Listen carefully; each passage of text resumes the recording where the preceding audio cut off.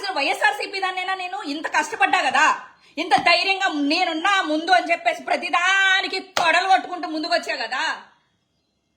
ఏం చేస్తారు సార్ నన్ను కార్యకర్తని, వైఎస్ఆర్సీపీ కార్యకర్తని ఏం గౌరవం ఇచ్చారు నాకు? ఏ రోజైనా విజయవాడ పిలిపించి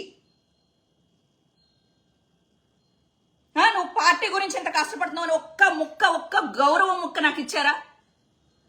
అనాథ దానిలాగా, ఏ పార్టీకి చెందని దానిలాగా ప్రతి దానికి రొమ్మెరుచుకుని నేను ముందుకొస్తా. ఇప్పటికైనా ఓడిపోయినా సరే ఇప్పటికైనా పార్టీలో చేరొచ్చు. పార్టీలో చేరడానికి గెలిస్తే పార్టీలో చేరాలి, ఓడిపోతే పార్టీలోంచి వెళ్ళిపోవాలి నేను కాదు.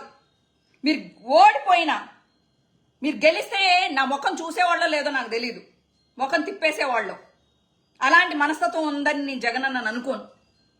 ఇప్పటికైనా నన్ను చేర్చుకోండి వైఎస్ఆర్సీపీలో. ఇంతకన్నా అవమానం ఇంకొకటి ఉండదు.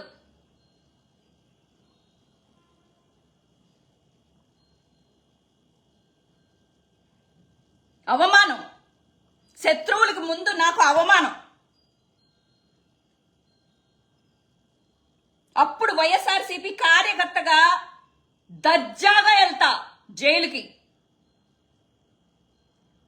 దర్జాగా జైలుకి వెళ్తా. అప్పుడు వైఎస్ఆర్సీపీ కార్యకర్తని అని చెప్పి గుండె మీద ధైర్యంతో వెళ్తా, గుండెల్లో పెట్టుకుని జగన్ అన్నని.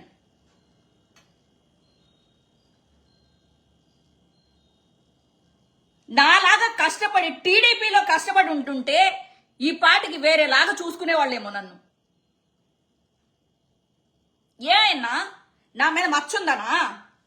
ఏ వైఎస్ఆర్సీపీలో ఉన్న వాళ్ళు ఎవరి మీద కేసులు లేవా?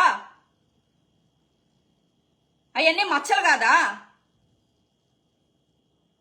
మీ అందరికీ ఒక న్యాయం, నాకొక్కదానికి ఒక న్యాయమా? వైఎస్ఆర్సీపీ కార్యకర్తలు అందరినీ అడగండి. 10 మందిలో కనీసం 9 మంది అయినా శ్రీరెడ్డి వైఎస్ఆర్సీపీ కోసం చాలా కష్టపడిందని మాట్లాడతారు. ఈ రోజు ప్రతి ఒక్కడికి రోజాని కూడా టార్గెట్ చేయలేదు, నన్ను టార్గెట్ చేస్తున్నారు.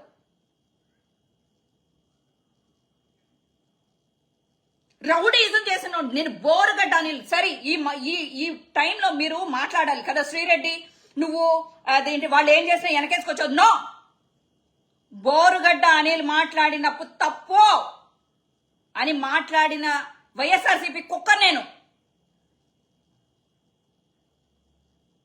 తప్పు చేస్తే తప్పు అని మాట్లాడింది, నోరెత్తిన దాన్ని నేను. బోరుగడ్డ అనిల్, నువ్వు మా వైఎస్ఆర్సీపీకి సంబంధం లేవు. వీడికి సంబంధించిన వీడియోలు